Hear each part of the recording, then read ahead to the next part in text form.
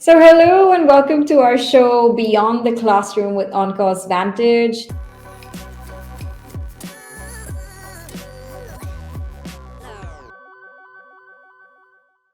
Today we have with us Vihaan Desai. Vihaan, welcome to the show. Thank you. Hello. Yeah, so Vihaan is starting his second year at Tufts University this year as an economics major. He went to Cathedral and John Cotton for his ICSE and Hillspring International for the IBDP before heading off to Tufts. Vihaan is passionate about cricket, plays tennis and the piano. He's super driven, perseverant, and empathetic. And we're so excited to have you on the show. Thank you. Very Uh, kind introduction. Yeah, of course, very fitting and deserving. So Van, let's actually begin by talking about your major choice, economics, right? Because we've come a long way, to getting here, and it would be hard to imagine 4 years ago that with all of the struggle that we had with math that this would end up being your major choice, right? Because in grade 7 you started to develop this like almost crippling fear of math. So can you actually take all of us through what that entire journey of overcoming this fear of math was like? And you actually in the end ended up getting a 7 in math AIHL in the IB, which is a very tough feat, and what a transformation. Yeah, so take us through that journey. Yeah, so I think it started in middle school in grade 7 or grade 8. You know, it was always hyped up as the most important subject, the subject that you had to do well in, that everybody needed to do. And so it always came with this added pressure to it. And then I think, in the seventh grade, I didn't do too well in the exams. In the eighth grade, I failed. So all that just kept playing on my mind. And every time I'd walk into a math paper, I'd just kind of shut down, not be able to focus. Even if I knew my stuff, it would just, I'd make the stupidest of errors, and that'll cost me so much, that would cost me so many marks. So I think it was just that fear, that stigma, that kind of just didn't enable me to think with a clear mind in a math paper. And it's the only thing you need. You need focus and you need a clear mind. And if you don't have those two, then you're never gonna be able to do well in it. And I think it was in grade 10 where I started getting interested in business, in economics, in the finance world. And Mm. I realized that this is one a subject that I actually do really need to do well in if I want to pursue a career. And I also had a teacher that really helped me just get over these fears, get over these little things that used to eat at me during papers. Yep. uh, and he was like super instrumental in kind of getting me through that tough ICSE period. So Right. ultimately I did really well in the boards, in the 10th grade boards. And that's when I said, okay, maybe I could think about doing this at HL, which would give me the application boost to get into a good econ college. Right. So I went. It was a gutsy move at the time. My mother did not think I would be able to do it. There was a lot of discussion in the house, but we started out with it. And the thought was always that if it's getting too hard, then maybe we'll drop. But and I think it started off really badly as well. Even that, I think my first sem IB grade was a 4. So Mm. that didn't start out too well either. And again, I had thoughts of dropping it, but my school teacher was like, "No, I think you can manage. You just need to like kind of start thinking in the right way." Right. And once like in the IB, it's very different to the ICSE system, right? Mm. It takes time to adjust. Those Yeah. papers are so hard that you have to kind of, it's more like loss minimization. You have to write what you can, get what marks you can, and move forward. You don't have time to be perfect. You don't have time to get every answer right.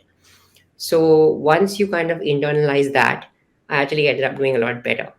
And even though the fear had come and people aren't going to like this answer, but if I had to attribute one thing that really helped, it actually was just this sense of resignation at one point, that Mm. okay, the outcome is not going to be good, but that doesn't mean like I stopped working. I was just like, okay, I know it's going to be good, so I have to try and make it as less bad as possible. And Correct. that shift actually then ended up helping a lot more. And then from then on, I got a couple of good scores, confidence improved, and then I think again, me with my teacher, we just had this goal at the end that, oh yeah, want to get a 7, and I want to be able to do this to say that I've done it. And so right before the boards, the IB boards, in the study leave period, I was like with my teacher for 6 hours a day, and just doing math. And I think that cost me 1 or 2 points in the other subjects also. But in hindsight, it was totally worth it to get that 7 in the end.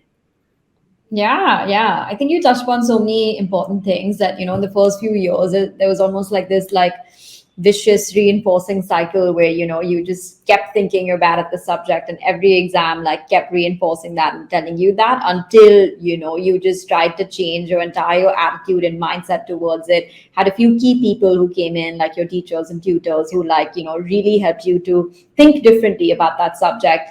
And then, also an entire shift in board, shift in assessment, and where things again were really tough to adapt to get used to. And then essentially, like you said, things got worse until they got better at the end. And finally you were able to find the sense of comfort, and really ended up enjoying the subject and doing well. And I know we'll come now to how that's continuing on at Tufts, right? So can you also take us through how you did say you started enjoying economics and business in towards the end of grade 10, but how did you really come to decide on economics as a major choice? And what has that been like in college? Because economics is a super popular major choice. So so far, are you sticking to it? Are you enjoying it? How different is economics in college as opposed to economics in the high school or in the IB?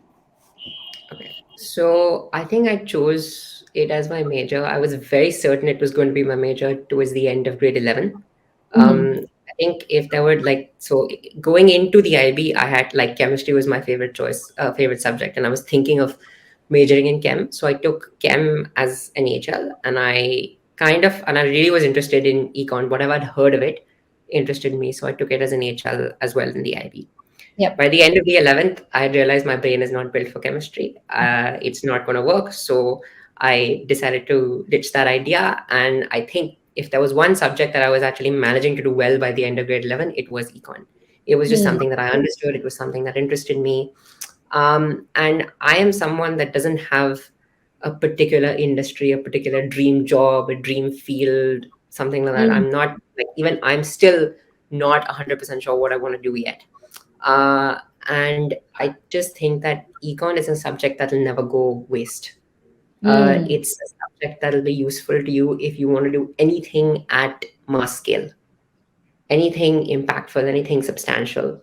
In more often than not, if you want to expand, you're going to need econ at some level at some point.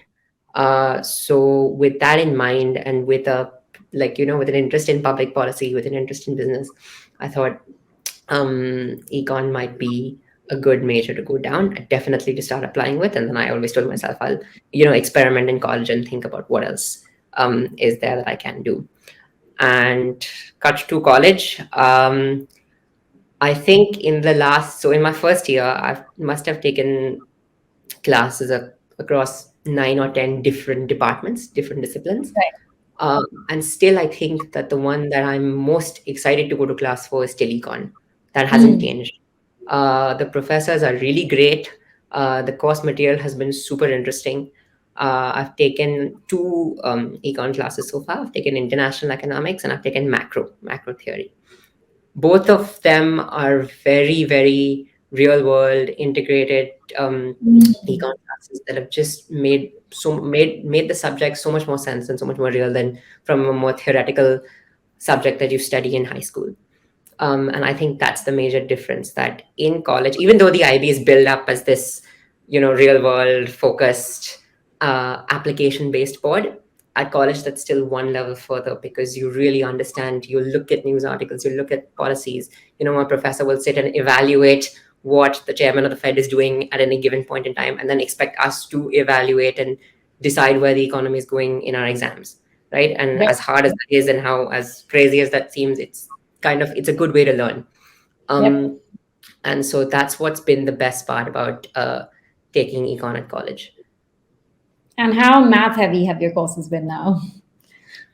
So the econ major is um, does have math requirements to it. Mm. Uh, Thanks to the IB, Mm. I have not had to take the calculus courses because it places me out.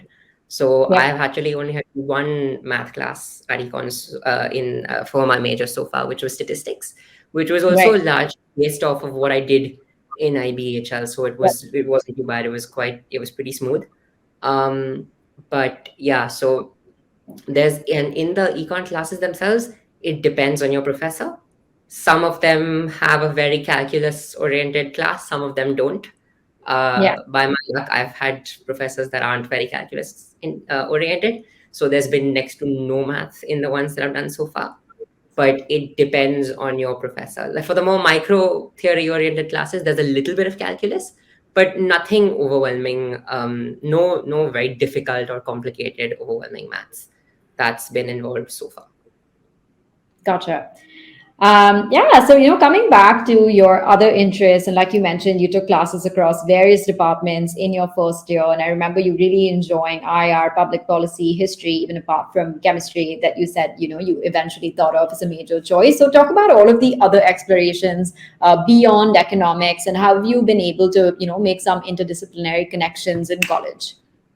Yeah, so I think in my first semester, I took a history class, which was Economy of the Roman Empire. It was a super interesting class. It was a seminar Mhm. class. And it was something new that I never really delved into. So that was super interesting. I took an anthropology class about human rights, which was also really, really interesting and kind of pushed me in a little bit more in that kind of public policy, broader scale mindset.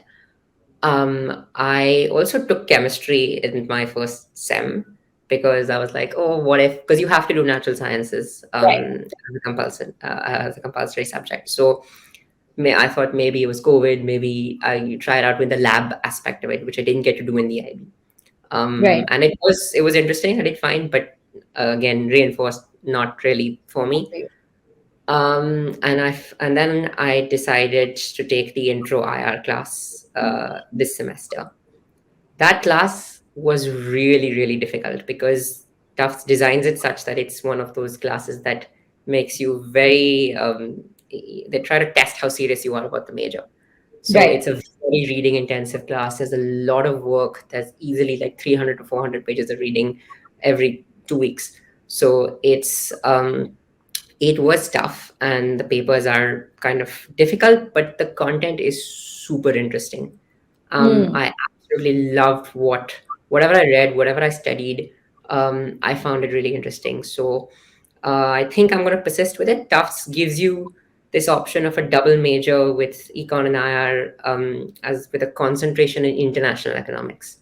So Nice. that's what I'm going to do. So I'm going to try and overlap both those two majors and really, really like kind of specialize in international trade, international economics, finance, stuff like that. So that's the current prospective path. But That's as all my seniors have told me that the major changes at least once during at some point of your undergraduate career at Tufts. So we'll see Yep. where we are 1 year later. Yeah, but that does seem really well suited for you. So it's a good probable choice at this moment at least. Yeah. Yeah. Yeah, super excited to see how it goes. I mean, obviously Tufts has the IR major is nice because it's interdisciplinary. So it gives you a lot of scope. You design the structure of your major.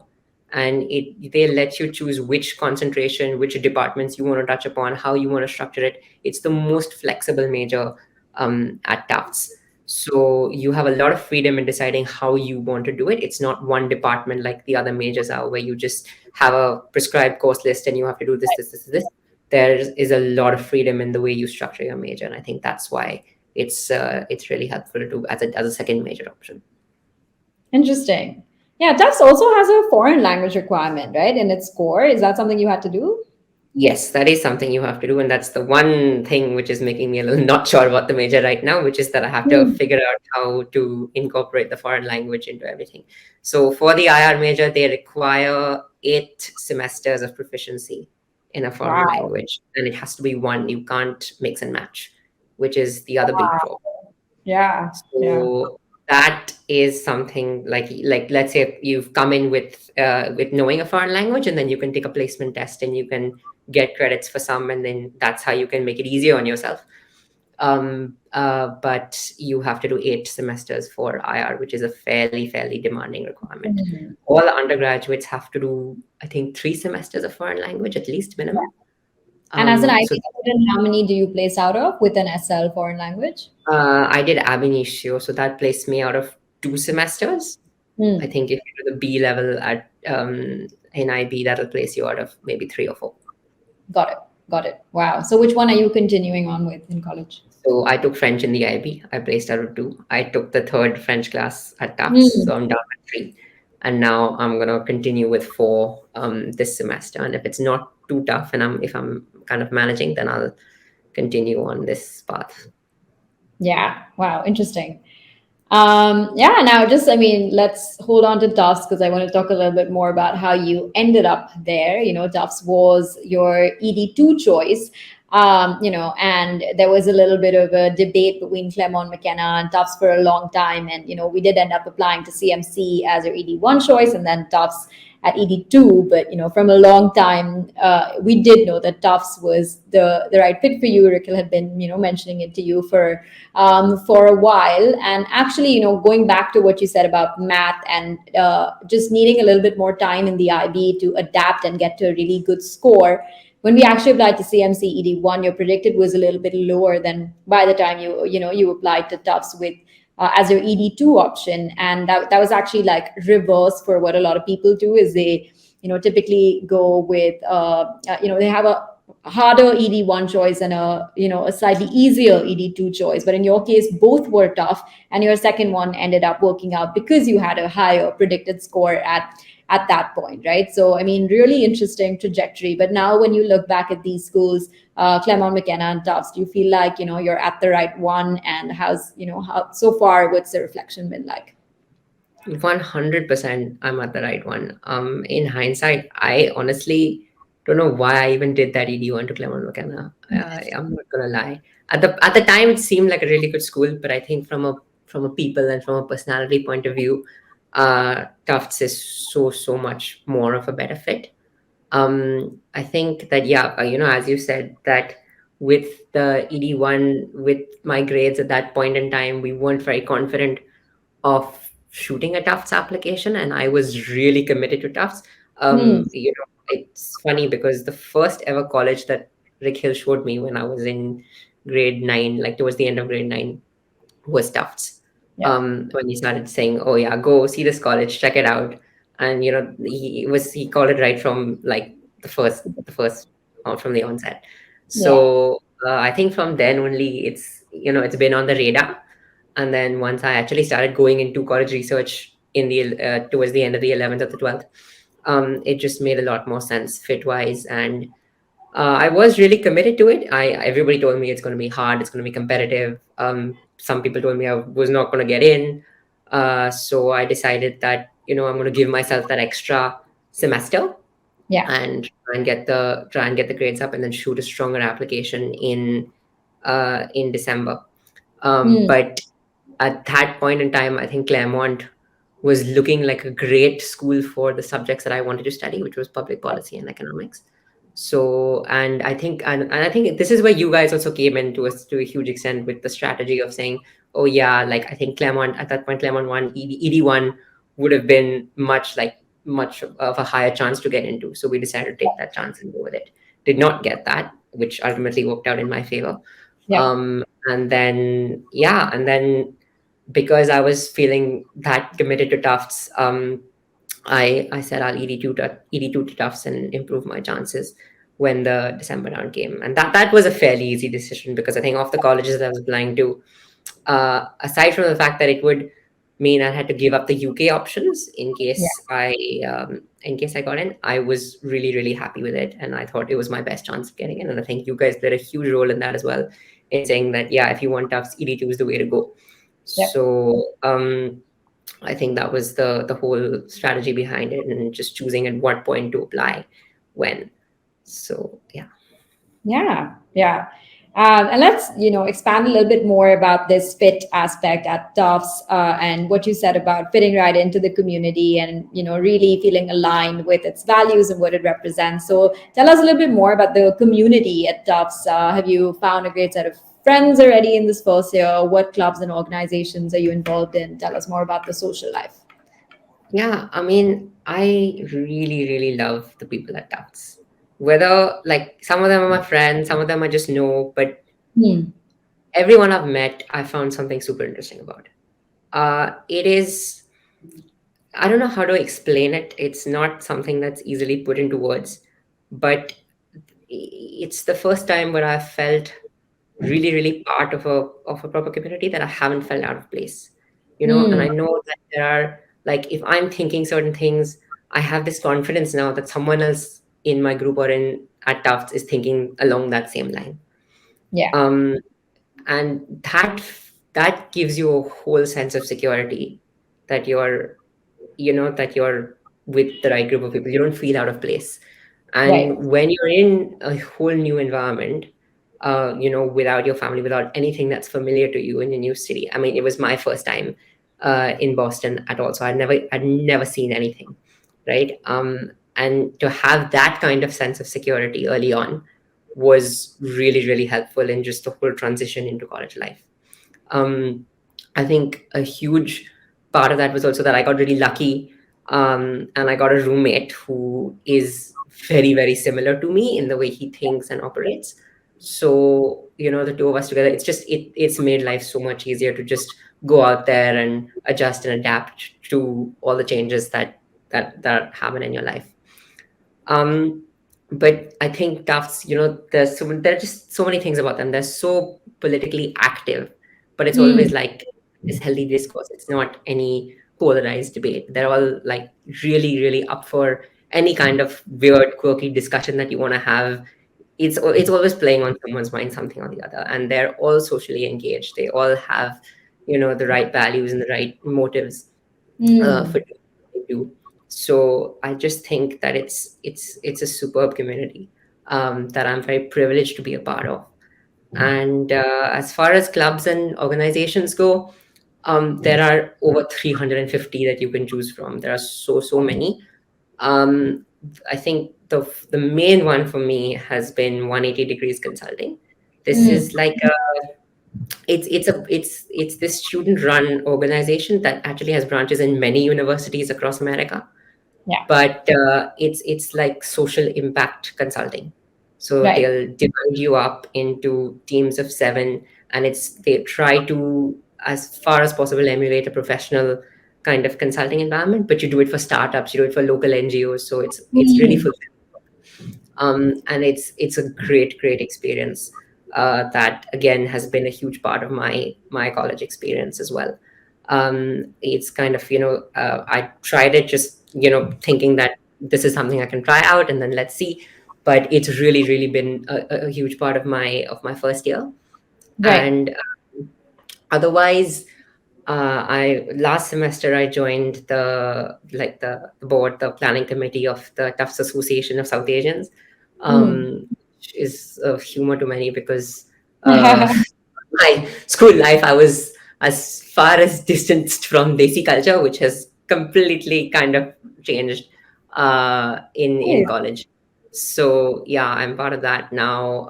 We've as you said, I'm a cricket fan, and we've got this cute small little group of 15 of us that meet once a week to play, and we've actually managed to kind of schedule games with other colleges as well, and kind of trying to grow its presence within Tufts.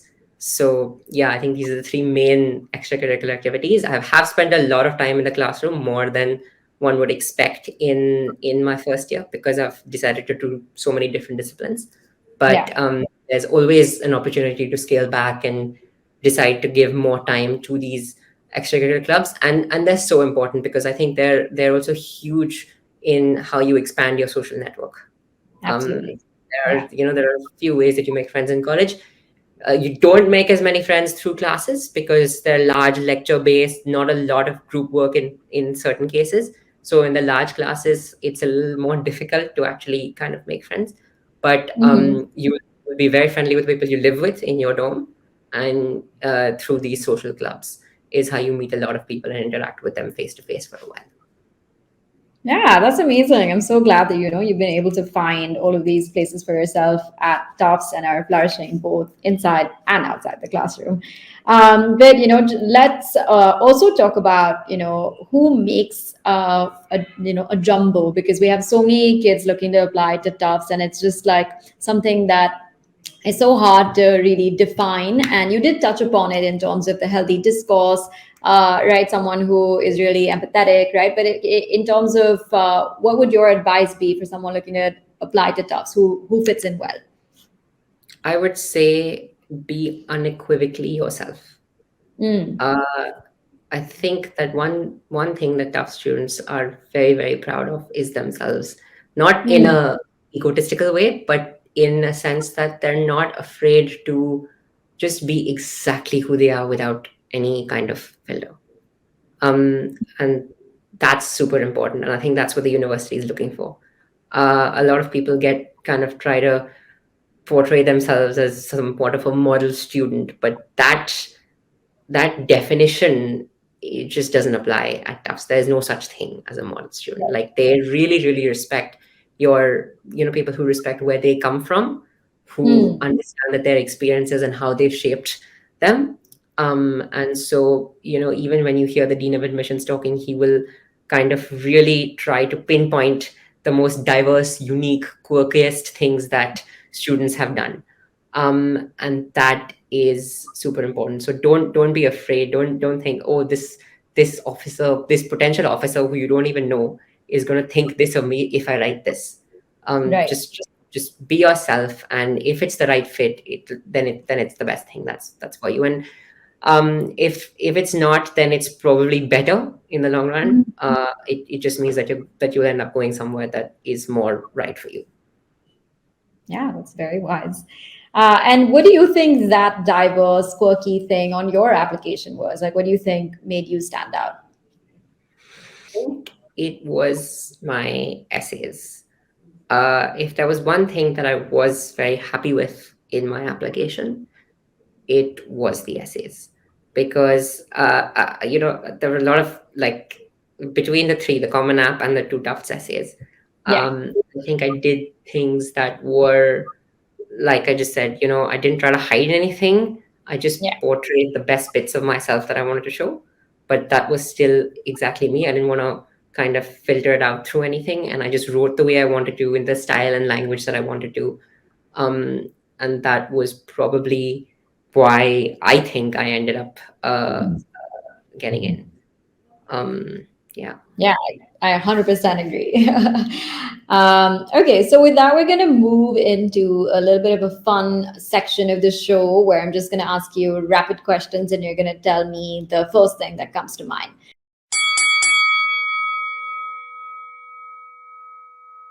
All right, are you ready? Yeah. Okay, what's your favorite tradition at Tufts?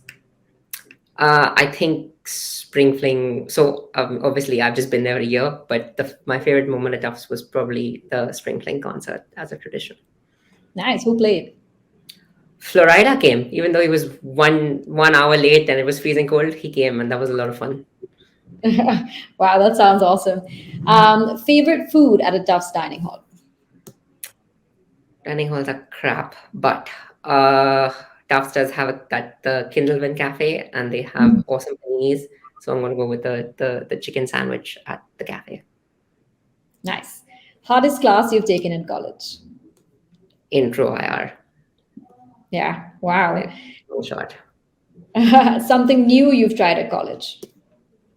Um, I would say this the 180 consulting thing was something completely new for me, which has worked out the best. But I think almost everything that you do at college, like the subjects I've tried, anthropology, philosophy, that's all of it has been new.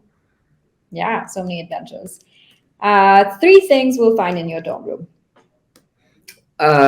Mess is one encapsulating thing that we find. But I think the most important things would be a kettle that my roommate and Mhm. I use to make hot coffee or something when we're too lazy to go to dining halls. Um, you'd find my kind of collage of pictures that I have from 10 years of like school life. And you'd find my hard pillow that I keep as a backrest on my bed, which is kind of where I sit and do most of my work. Interesting. How many countries do you have friends from at Tufts? 5, I think. Nice. Now, yeah, very interestingly, you went like minus 15 in terms of weight. So, advice to everyone, avoid freshman 15 in college. Okay, I was lucky. I have a gluten-free dining hall, which is in my dorm. So I eat them most of the times because I'm too lazy to walk outside and it's too cold to walk outside. Hmm. So 50% or more of what I eat on a daily basis is completely gluten-free. Um, Wow. so that's maybe one reason. And at college you just end up walking a lot. Like I always Hmm. walk to my friends' homes, walk to classes. I'm walking around in the day, so you average 10-15,000 steps a day easily. um so that would be maybe the other one. I would say, like, do as much kind of Yes. day by day physical activity as possible. Yeah, yeah, so important. A class you'd recommend everyone at Tufts take. uh I'm gonna go with X6, so international economics. I think that would have been my favorite class so far. Simply because if you're interested in that kind of, even if you're not, I think it gives you a really good insight into all the financial crisis that happened all the way from like 1987 to 2008. So that was a really, really interesting class. Nice. And a winter survival tip for everyone. Just buy jackets, as many as you buy sweaters, as many as you can. I think there's going to be very few days where you're going to roam around in just a t-shirt and jeans or t-shirt and shorts. So make sure that you have sweaters, and hot drinks at night they feel really comfortable and really homely. Yep, yes, definitely. All right, now, so just to close the show, what would be your closing advice to everyone listening who's in your shoes now, where you were like a year and a half ago, applying to colleges and thinking about where to go? What would you want to tell them? I would say, one, don't have any preconceived notion or expectation that you're going to get into a particular college or that you're not going to get into a particular college.